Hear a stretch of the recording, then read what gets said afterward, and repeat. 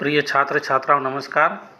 मैं doctor Pawan Kumar, assistant professor of Hindi, government degree college भैंसा, जिला निर्मल, तेलंगाना। आज की कक्षा में जयशंकर प्रसाद, महाकवि जयशंकर प्रसाद पर चर्चा करूंगा।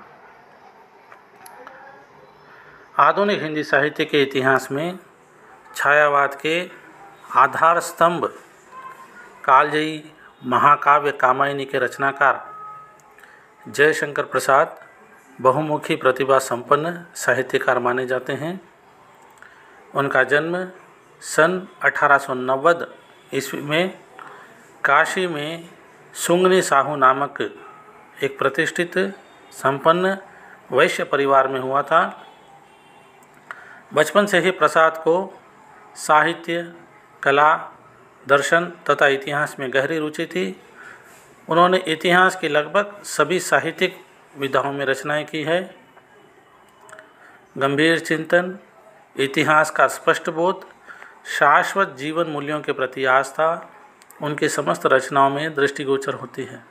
स्कंदगुप्त, चंद्रगुप्त, जन्मेजय का नाग यज्ञ, ध्रुव स्वामिनी आदि नाटक उनके ऐतिहासिक बोध के परिचायक है।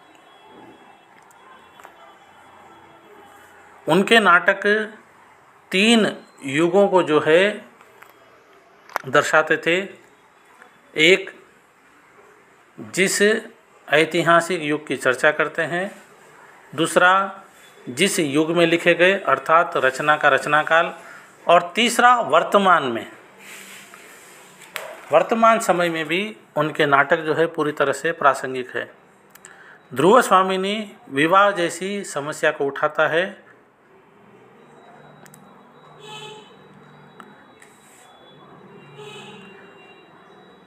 प्रसाद जी हिंदी में नाटक सम्राट माने जाते हैं। छाया, प्रतिध्वनि, आंधी, इंद्रजाल और आकाशदीप प्रसाद जी के कहानी संग्रह हैं। प्रसाद मूर्धन्य कहानीकार भी माने जाते हैं। प्रेमचंद के समकालीन होते हुए भी उनकी कहानियाँ आदर्शात्मकता, भावात्मकता तथा कल्पना प्रवणता के कारण विशिष्ट हैं।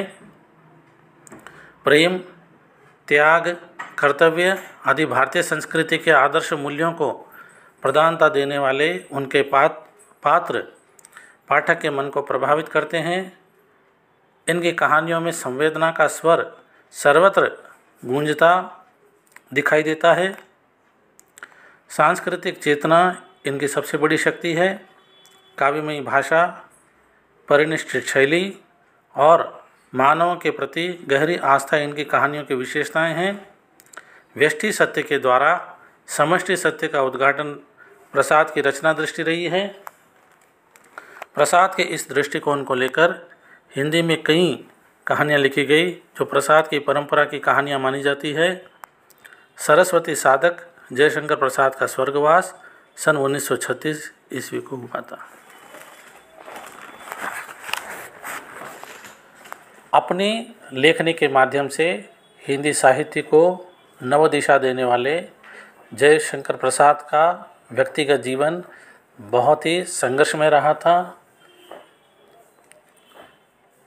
उनका व्यावसायिक परिवार जो कभी बहुत ही संपन्न था, पूरी तरह से जो है घाटे में आ गया था और बहुत ज़्यादा ऋण जो है इस परिवार के सर हो गया। और इनके पिता की मृत्यु होना, इनके बाद इनके बड़े भाई की मृत्यु होने से परिवार की पूरी जिम्मेदारी इनके सर पर आ गई और इनकी पत्नी का देहांत हुआ। फिर इन्होंने पुनर्विवाह किया। फिर इनकी पत्नी का देहावसान हुआ। फिर उन्होंने तीसरा विवाह किया। उनसे जो है इन्हें पुत्र रत्नशंकर की प्राप्ति हुई और इन्होंने अपनी सूझबूझ के चलते अपने परिवार की खोई प्रतिष्ठा को, अर्थात आर्थिक रूप से जो परिवार पूरी तरह से जो है पिछड़ गया था, फिर से जो है उसको संपन्न बनाया। एक और पारिवारिक जीवन, दूसरी तरफ व्यापार व्यवसाय, तीसरी तरफ साहित्य, सभी मोर्चों पर, सभी पहलुओं पर प्रसाद ने जो है सफलता प्राप्त की।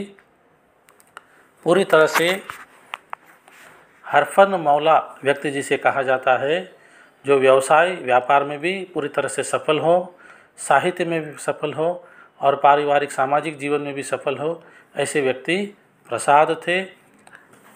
आज की कक्षा जो है हम यहाँ पर समाप्त करते हैं। धन्यवाद।